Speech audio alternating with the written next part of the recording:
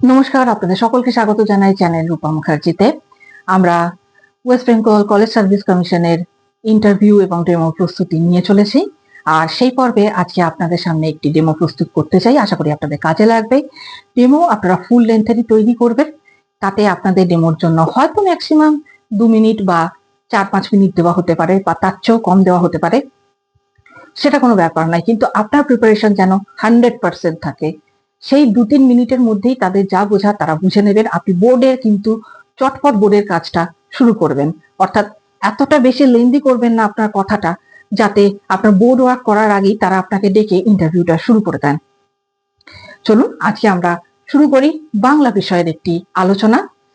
আজকে আমাদের আলোচনার বিষয় হলো রবীন্দ্রনাথ ঠাকুরের কবিতায় মানবতাবাদ। রবীন্দ্রনাথ ঠাকুর বাংলা সাহিত্যের এক মহান কবি ও চিন্তাবিদ। তার কবিতায় মানুষের প্রতি গভীর ভালোবাসা, সহানুভূতি এবং মানবিক মূল্যবোধের প্রকাশ দেখা যায়। আজকে আমাদের আলোচনার বিষয়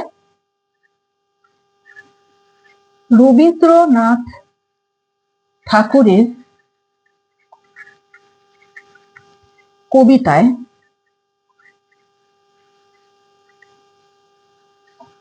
মানবতাবাদ। আর আমরা জেনে নেব মানবতাবাদের ধারণা।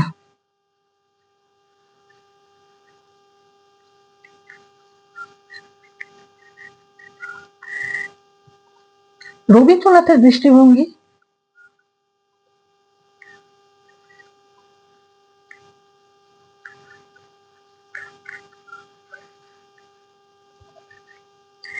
এবং কবিতায় মানবতার প্রকাশ।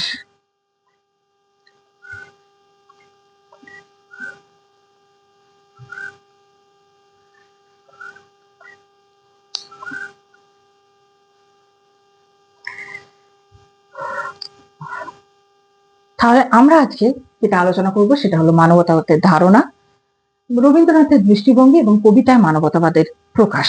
সবার প্রথমে আসা যাক মানবতাবাদ বলতে আমরা ঠিক কি বুঝে থাকি। দেখুন, মানবতা মানে হচ্ছে মানুষের মর্যাদা ও মানবিকতার প্রতি শ্রদ্ধা। মানবতাবাদ এমন একটি ধারণা যেখানে মানুষের মর্যাদা, স্বাধীনতা এবং সামাজিক মূল্যবোধকে সবচেয়ে গভীরভাবে প্রকাশ করা হয়, গুরুত্ব দেওয়া হয়।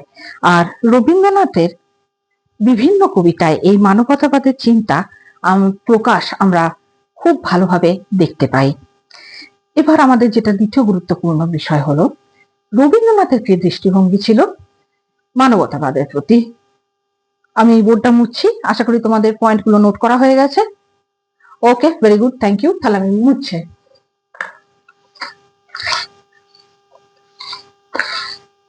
এখন আমরা জানবো রবীন্দ্রনাথের দৃষ্টিভঙ্গিতে মানবতাবাদ। তাহলে রবীন্দ্রনাথের দৃষ্টিভঙ্গি।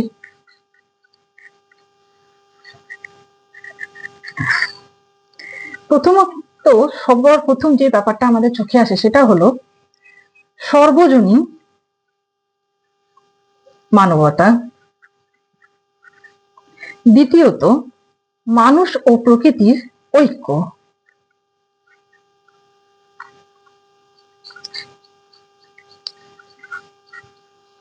আচ্ছা, তৃতীয় পয়েন্টটা তোমাদের তরফ থেকে পেলে খুব ভালো লাগবে,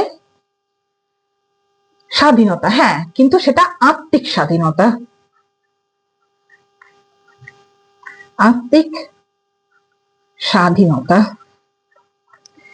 রবীন্দ্রনাথ আসলে বিশ্বাস করতেন যে মানুষ প্রকৃতি ও সমাজের সঙ্গে মিলেমিশে থাকতে পারে।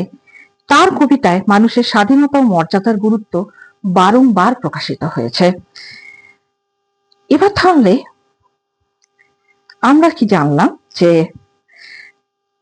মানবতাবাদের সাহিত্যিক গুরুত্ব কি।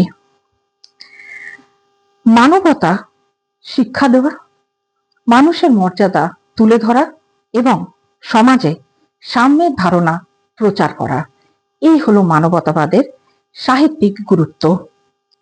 রবীন্দ্রনাথের কবিতা আমাদের মানবিক মূল্যবোধ সম্পর্কে সচেতন করে এবং মানুষের মধ্যে সহমর্মিতা জাগিয়ে তোলে। অতএব বলা যায় রবীন্দ্রনাথ ঠাকুরের কবিতায় মানবতাবাদ একটি গুরুত্বপূর্ণ দার্শনিক ধারণা। তার সাহিত্য আজও আমাদের মানবতার মূল্য ও মর্যাদা সম্পর্কে যথাযথ শিক্ষা দেয়।